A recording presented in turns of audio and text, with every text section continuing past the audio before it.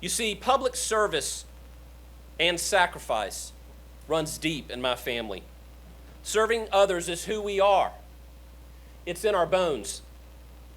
My story begins with my biological father, Michael Allen McCrory, a Vietnam veteran who was stationed in Fort Jackson in the early 1970s.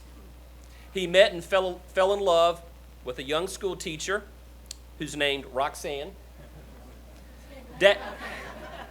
Daddy Mike, as I call him, became an Army helicopter pilot, and just a few years later, when I was 2 years old, he was tragically killed in a training accident in Fort Bragg. Heartbroken, my mom returned home to South Carolina as a young widow with a toddler. Her strength and determination during those difficult years impacted me greatly. It shaped me into much of who I am today. When I was 4 years old, Mom got remarried to a young man that many of you know today, Joe Wilson.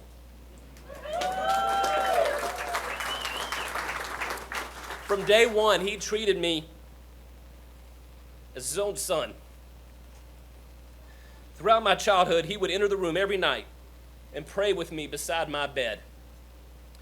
Next to my bed, on the nightstand, were two photos, one of him and one of my biological father, Daddy Mike.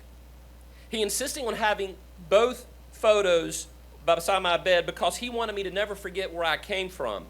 He constantly reminded of how blessed I was to not have one father, but to have had two fathers that loved me with all of their hearts. Dad went on to serve for 31 years in the National Guard, achieving the rank of colonel. He was elected to the South Carolina State Senate and eventually to the United States Congress. During his years of service, he brought my brothers and me to countless events, quietly instilling in us a sense of duty to serve our community and our country.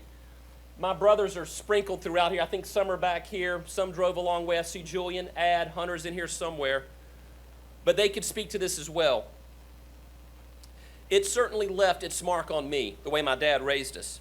Because of how we were raised, my brothers and I are all Eagle Scouts and all military officers who have served overseas.